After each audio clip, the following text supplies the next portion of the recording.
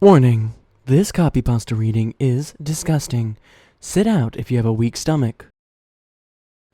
Oh, our nurse here. This is kind of a long one.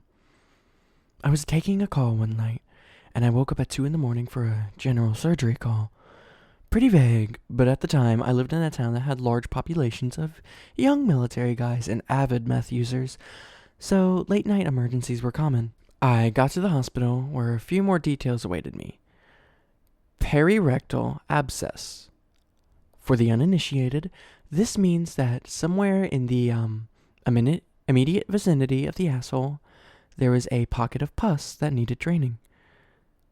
Needless to say, our entire crew was less than thrilled. I went down to the emergency room to transport the patient, and the only thing the ER nurse said as she handed me the chart was, "Have fun with this one." Amongst healthcare professionals, vague statements like that are a bad sign. My patient was a 314-pound Native American woman who barely fit on the stretcher I was transporting her on. She was rolling frantically side to side and moaning in pain, pulling at her clothes and muttering Hail Marys. I could barely get her name out of her after a few minutes of questioning, so after I confirmed her identity and what we were working on, I figured it was best just to get her to the anesthesiologist so we could knock her out and get this circus started. She continued her theatrics the entire 10-minute ride to the OR, nearly falling off the surgical table as we were trying to put her under anesthetic. We see patients like this a lot, though. Chronic drug abusers who don't handle pain well and have used so many drugs that even increased levels of pain medication don't touch simply because of high tolerance levels. It should be noted, tonight's surgical team was not exactly wet behind the ears.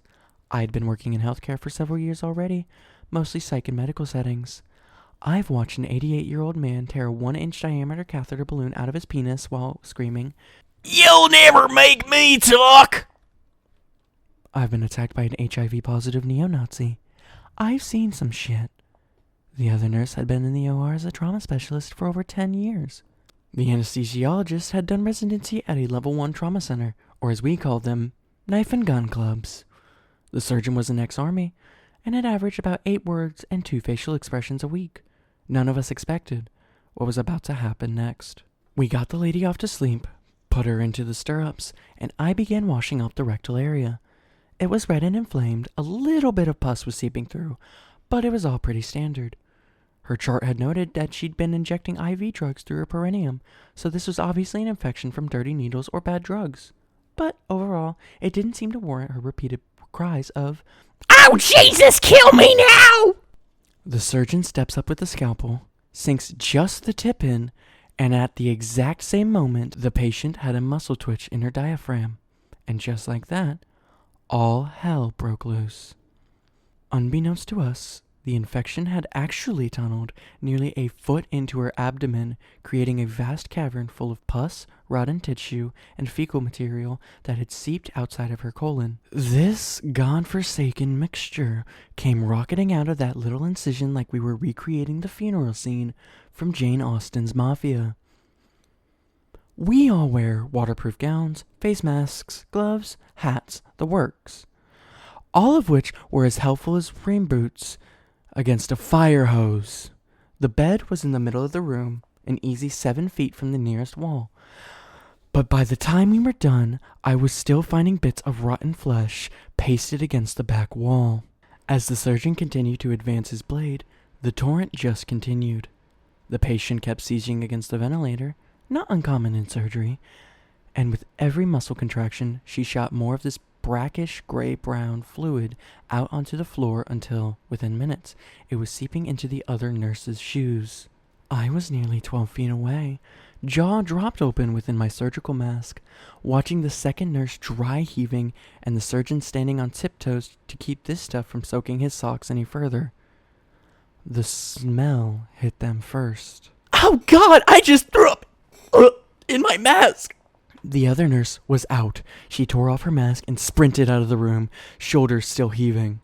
Then it hit me, mouth wide open, not able to believe the volume of the fluid this woman's body contained. It was like getting a great big bite of the despair and apathy that permeated this woman's life.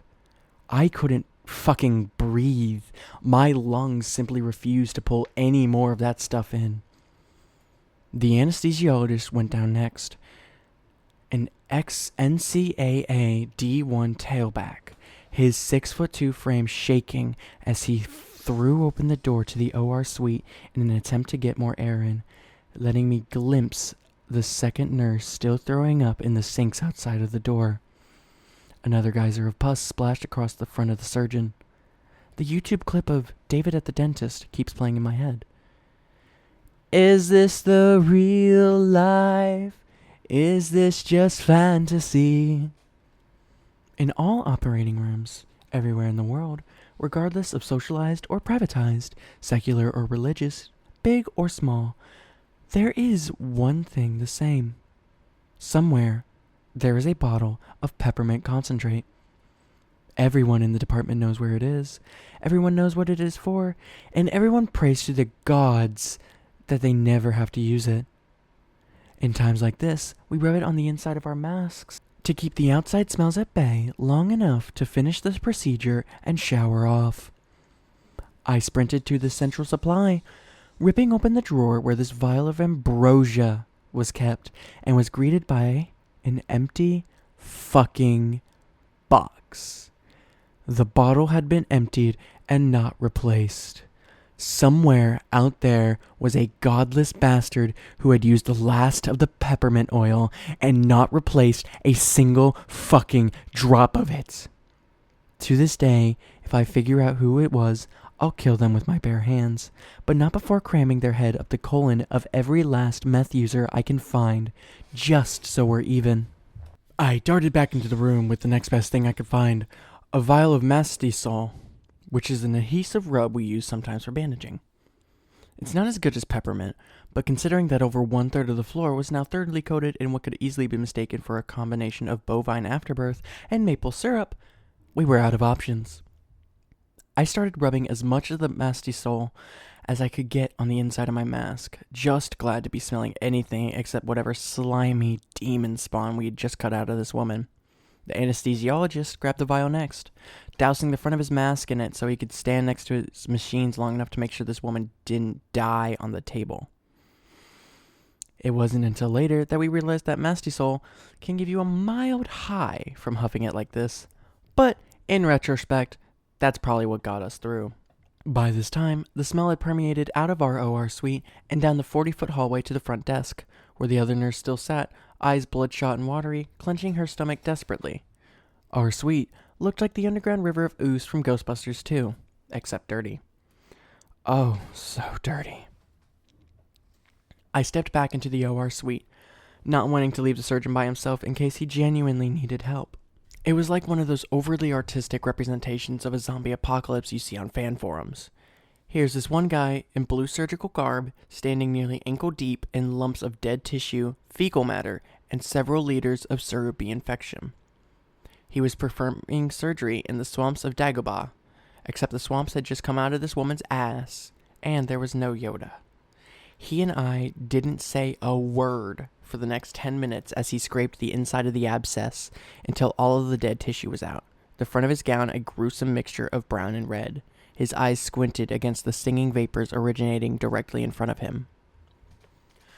I finished my required paperwork as quickly as I could, helped him stuff the recently vacated opening full of gauze, taped this woman's buttocks closed to hold the dressing for as long as possible, woke her up, and immediately shipped off to the recovery ward. Until then, I'd only heard of alcohol showers.